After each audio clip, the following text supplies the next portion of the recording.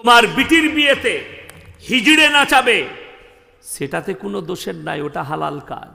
হাসিনা দলের চামচা, তোর মা মারা গেলে হাসিনাকে দিয়ে জানাজাটা পড়াবি, ওর থেকে ভালো ইমাম কেউ হবে না তোদের।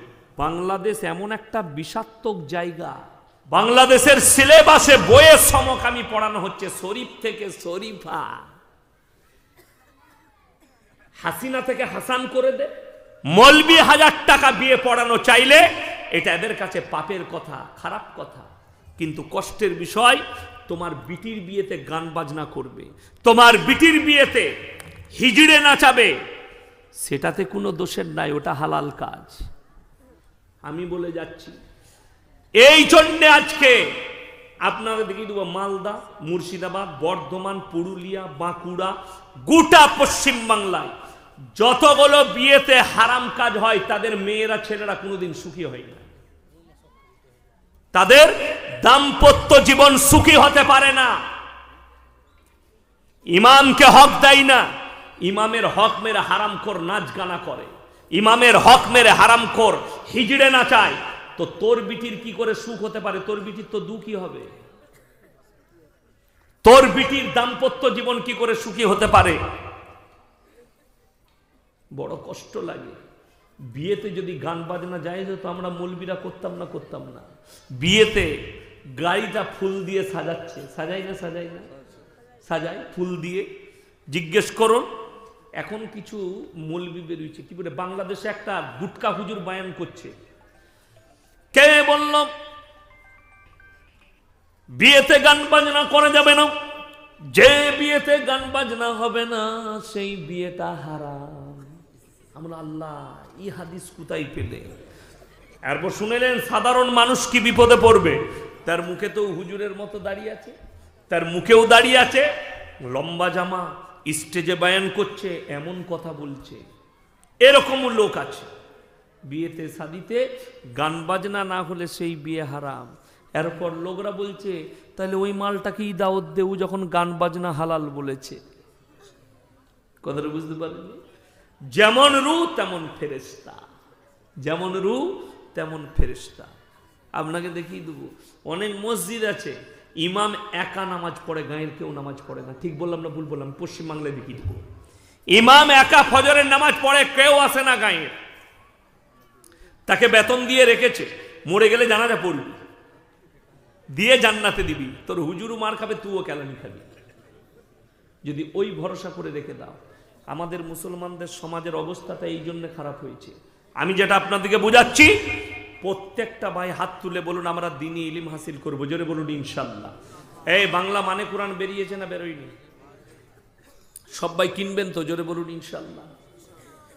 যুবকরা কেউ ইনশাল্লাহ বলবেন, ওদের প্রেম করার টাইম নাই, তা পড়বে কখন? তাই না? মোবাইলের সময় এখন মানুষ বেশি দিচ্ছে না, দেয় না? মানুষের ব্রেনটা হ্যাং হয়েছে মোবাইলের দ্বারা। সমাজে 100টা যুবকরা পাপ করলে 95টা পাপের দায়ী হচ্ছে এই মোবাইল, 95টা। আমি এই আলোচনা এখন করব না, অনেক শেষে করব। এখন আপনাদেরকে যেটা বুঝাচ্ছিলাম, আজকে মুসলমান হারাম হালাল দিন বদ্দিন চিনতে পারেনি। আপনারা বলুন তো, এই মালদার অনেক ছেলে আপনাদের এলাকার লরি চালায় না? আমাদের এলাকার ছেলেরা সব বালির গাড়ি আর পাথরের গাড়ি চালায়। দুটো মুসলিমদের ছেলে হোটেলে দাঁড়িয়ে বলছে এক বোতল মদ দে তো, মদ খেয়ে নিলে। এরপর বলছে মুরগির মাংস আর রুটি নিয়ে আয় তো ভাই। রুটি আর মুরগির মাংস এনেছে, তখন বলছে মুরগিটা জবাই না কাটা, আমরা মার হারাম করকে জুতো করে। আচ্ছা, যে মদ খেয়েছে তার আর ওইটা জিজ্ঞেস করা লাগবে? যে লোকটা মদ খেলো তার আর কাটার গোটা জিজ্ঞেস করে লাভ নাই। এ আমার ইমানদার ভাইয়েরা শুনে যান, মায়েরাও শুনবেন। আল্লাহর কাছে দোয়া কবুলিয়াতের জন্য প্রথম শর্ত হচ্ছে হালাল খাবার। তোমার জিন্দগিতে হালাল খাবার আসতে হবে। হাওড়ার একটা ছেলে প্রশ্ন করেছে, হুজুর আপনারা তো জলসা করে বেড়ান, কত লোকের ঘরে খান, আপনারাও তো হারাম খেয়ে এলেন, সুদখোরের ঘরে, চোরের ঘরে। এমন কত সুন্দর প্রশ্ন, মানে যা হোক করে হুজুরকে ফেরে ফেলা, মৌলবীদিকে ফেরে ফেলাতেই হবে, দিয়ে সুদটাকে হালাল করেলে, লটারিটাকে হালাল করিলে। আচ্ছা আপনারা বলুন তো, এখানে আমাকে যে দাওয়াত দিয়েছে, কারা দাওয়াত দিয়েছে? অমুসলিম ভাইরা না মুসলমান? মুসলমান। মসজিদে মাদ্রাসার সেক্রেটারি, মাদ্রাসার কমিটি, মাদ্রাসার মৌলবীরা দাওয়াত দিয়েছে। আমি যে এখানে এসছি, আমাকে হালাল খাওয়ানোর দায়িত্ব কার? আমার নিজের না ইনাদের? যে দাওয়াত করেছে তার। আমাকে যদি কোনো অমুসলিম দাওয়াত করে, তখন আমাকে দেখে খেতে হবে যে ই আমাকে হারাম খাওয়াচ্ছে না হালাল খাওয়াচ্ছে, এর ব্যবসার উৎসটা হালাল না হারাম। তখন কেন? সে হারাম হালাল বুঝে না, আমাকে বুঝে নিতে হবে। কিন্তু আমাকে একজন মুসলমান যদি মৌলবীকে দাওয়াত দেয়, কোনো কমিটিওয়ালা আমাদেরকে জলসাই দাওয়াত দেয়, তার দায়িত্ব মৌলবীকে হালাল খাবারটা খাওয়ানো, সুদেরটা নয়। চলুন, আপনি যদি সকালবেলায় উঠে মালদা টাউনে যান ডাক্তার দেখাতে গেলে, কিংবা উমরপুরে গেলেন, জঙ্গিপুরে, তো আপনি কোনো রেস্টুরেন্টে হোটেলে খেতে গেলে কি জিজ্ঞেস করবেন? মুরগির মাংস খেতে গেলে, দাদা মুরগিটা জবাই না কাটা, করবেন না করবেন না? এ কথা বলে না কেন? করবেন না? করতে হবে, এটা জরুরি। কেন? আপনার জন্য শর্ত হচ্ছে হালাল খাবার। আপনি বুঝে গেলেন যে জবাই করা মাংস খেতে হবে, সকালবেলায় উঠে কালিয়া চকে গেছে, মুরগির মাংস নিবেন, 1 কিলো মুরগির মাংস কিনছেন, আপনি বললেন এ জবাই করা মাংস দে তো। আপনি কিনবেন জবাই করা মাংস, কিন্তু যে টাকাটা দিয়ে কিনছেন টাকাটা সুদের টাকা, সেই একই মাল দাঁড়িয়ে গেল। কথাটা বুঝাতে পারলাম? আমি কিন্তু গুদা বাংলায় বায়ান করছি, শুদ্ধ বাংলায় নয়। টাকাটা সুদের টাকা, কিনছেন জবাই করা মাংস, মালটা একই দাঁড়িয়ে গেল, হারাম। টাকাটা হারাম, সুদের। যদি বলেন সুদ কি? কোরআন বলছে ওয়াহাল্লাল্লাহুল বাইয়া ওয়া হাররামার রিবা। হে আমার নবী, পৃথিবীর মানুষকে বলে দাও তোমাদের জন্য ব্যবসাকে হালাল করেছি, আর সুদকে আমি আল্লাহ হারাম করেছি। নবীজি বলেছেন কেউ যদি 1 টাকা সুদ খায়, নবীজির হাদিস, নিজের মায়ের সঙ্গে 36 বার জিনা করার সমান গুনাহ হবে। নাউজুবিল্লাহ বলে। কেউ যদি 1 টাকা সুদ খায়, মায়ের সঙ্গে 36 বার জিনা করার সমান গুনাহ হবে। এরপরে আমি আপনাদেরকে একটা জিনিস বায়ানটা ছেড়ে ব্র্যান্ড বুঝাবো। ব্র্যান্ড মানে বুঝেন তো? ব্র্যান্ড মানে বুঝেন না? ব্র্যান্ড মানে হচ্ছে দামি জিনিস, বলে না? ব্র্যান্ডেড মাল, বলে না? বলে না? ব্র্যান্ডেড মাল। তো আজকে ব্র্যান্ডেড মালটা চিনাবো আমি আপনাদেরকে। সমাজের লোক কিভাবে ব্র্যান্ড চিনেছে। আজকে আমি ঘড়িটা পরে আসিনি, গত বছরে আমি হায়দ্রাবাদে জলসা করেছি, এই বছরও করেছি জলসা। কোথায়? হায়দ্রাবাদে। হায়দ্রাবাদে আমি এই বছরও জলসা করেছি, শুনেন তো। গত বছরে আমি জলসা করে 11টায় জলসা শেষ করেছি। তো আমার গ্রামের, আমার এলাকার অনেক ছেলে সোনার দোকান আছে হায়দ্রাবাদে, তারা আমাকে গাড়ি করে নিয়ে গেল, চলুন হুজুর ঘোরাতে। এমন কোথায়? বললে আপনাকে চারমিনারে নিয়ে যাব। পিস্তা হাউসে নিয়ে গেল, হালিম, বিখ্যাত হালিম পিস্তা হাউসে হায়দ্রাবাদে। পিস্তা হাউসে চা বিখ্যাত, ফালুদা আইসক্রিম খাওয়ালো। দিয়ে আমি দেখছি চারমিনারে ঘুরছি, ওখানে একটা ছেলে ঠেলার ওপরে ঘড়ি বিক্রি করছে। ए होलसेल रेट है 200 रुपया ले ले, ए होलसेल रेट है 200 रुपया घड़ी ले ले। আমি একটা ঘড়ি পছন্দ হলো, আমরা ভাই কিতনা রুপিয়া? বলে 200। আমরা 150 में मिलेगा, ले लो। আখরি টাইমে আমি হাতে পড়ে নিলাম ব্ল্যাক কালারের ঘড়ি। ওই ঘড়িটা পরে সকালবেলা এয়ারপোর্টে চেপে আমাদের দুর্গাপুর কাজী নজরুল ইসলাম এয়ারপোর্টে নামলাম। গাড়িতে চেপে 10:30টায় নেমেছি, একবারই ধুলিয়ানে জলসা ছিল। ধুলিয়ানে জলসা স্টেজে গিয়ে বললাম, বাবাজিরা আপনারা ব্র্যান্ড চিনেন? বললেন না। আমি চিনি দিয়ে যাচ্ছি। আমরা এই ঘড়িটার দাম কত? একজন বললে হুজুর 7,000, একজন বললে হুজুর 3,500, একজন বললে হুজুর 2,000, একজন বললে 1250, একজন বললে 1500। আপনাদের কি মনে হচ্ছে?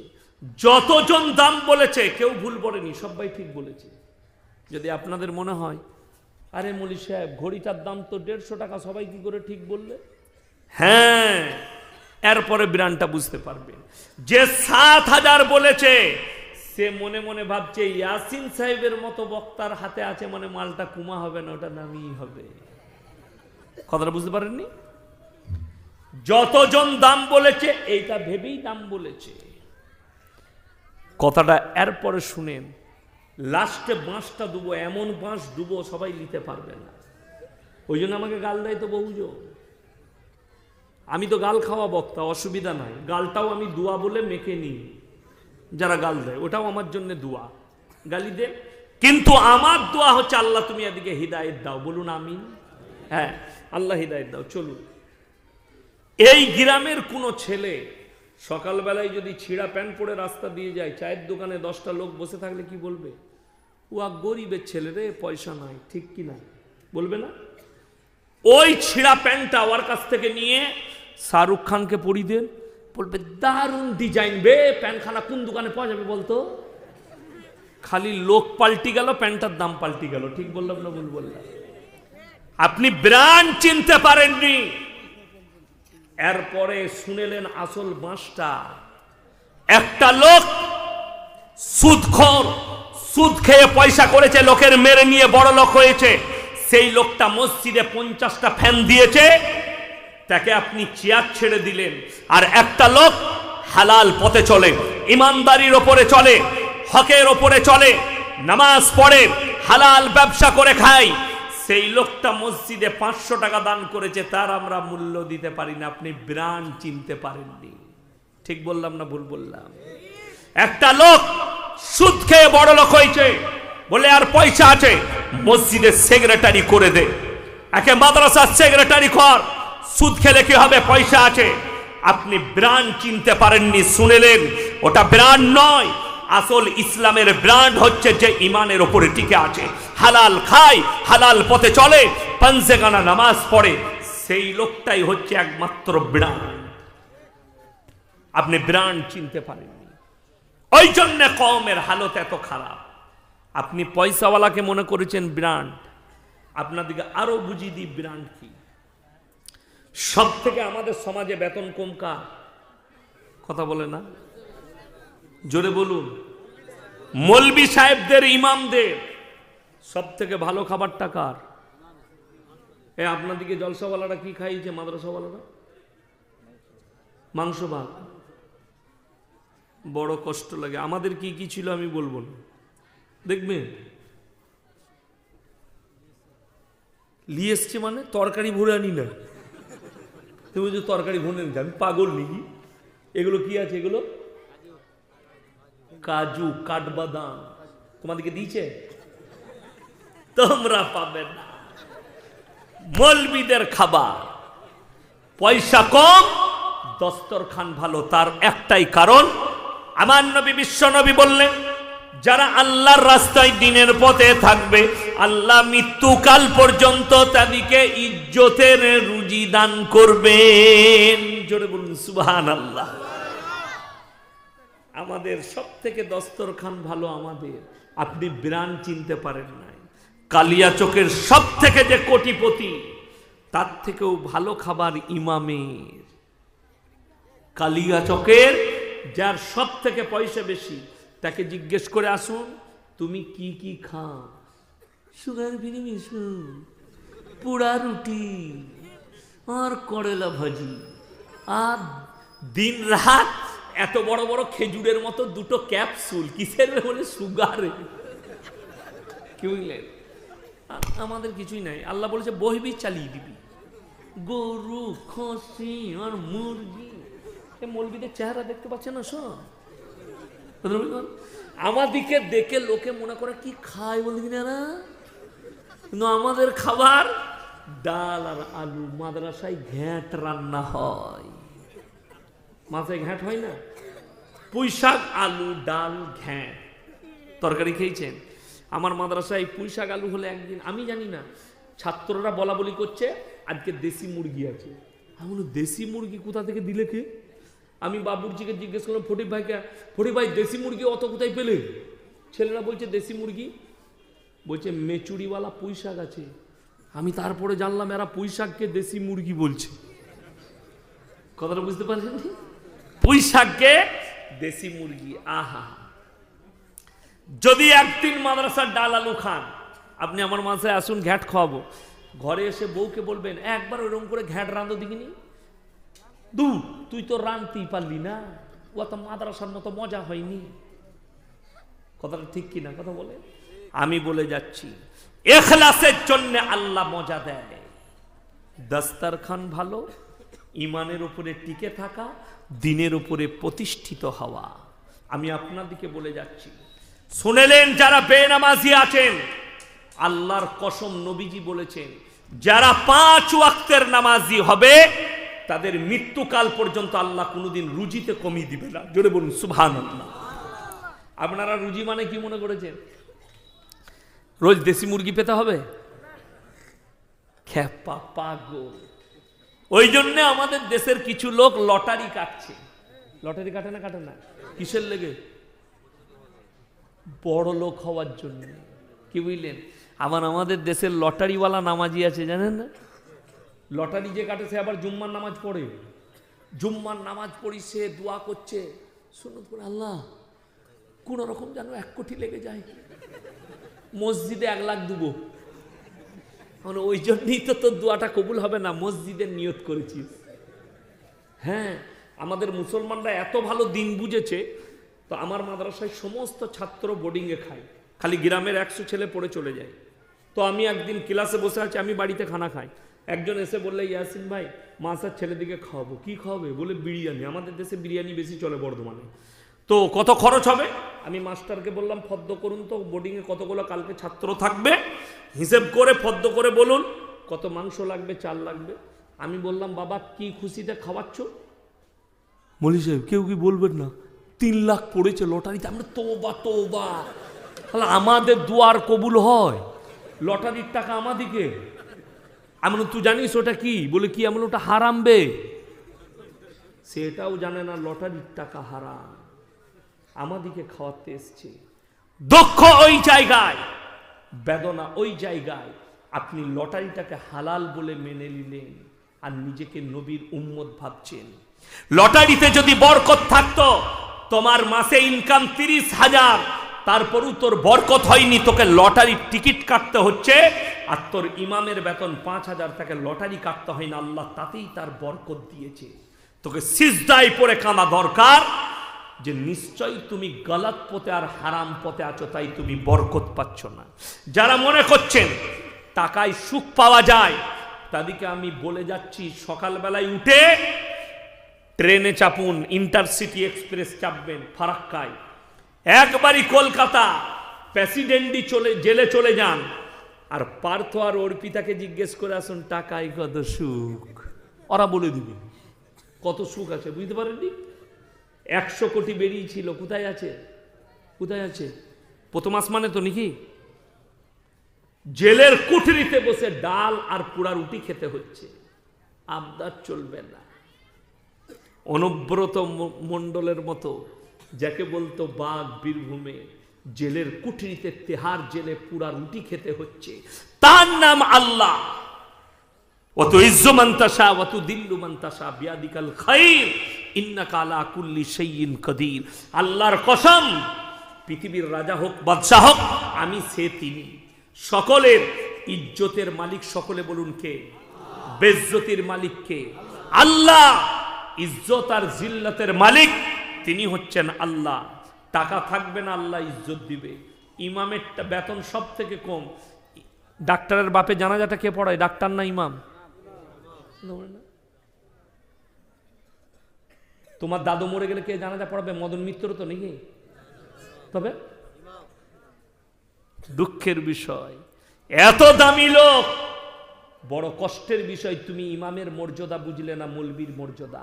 তোর বাপ মরে গেলে ওই 5,000 টাকার ইমাম জানাজা পড়াবে, তোর বাপে, তোর মায়ের মাটিটা 5,000 টাকার ইমাম দিবে। অথচ তুই মনে করেছিস এই লোকটা দামি লয়, মন্ত্রীটা দামি। তোর মন্ত্রী দামি হলে তোর মায়ের জানাজাটা মন্ত্রীকে দিয়ে পড়া। এটা আল্লাহর তরফ থেকে। ডাক্তার হও, মাস্টার হও, প্রফেসর হও, ইঞ্জিনিয়ার হও, যা হবে হও, কিন্তু তোমার মা মরে গেলে কে জানাজা পড়াবে? মৌলবি। এটাই দুঃখে। বাংলাদেশের যে হারামখোরগুলো হাসিনার দলের লাপাচ্ছে, আমাকে গালি দিচ্ছে, একজন গাল দিয়েছে আমাকে ফেসবুকে। কে? হাসিনার দলের চামচা। তোর মা মরা গেলে হাসিনাকে দিয়ে জানাজাটা পড়াবি, ওর থেকে ভালো ইমাম কেউ হবে না তোদের। কষ্টের বিষয়।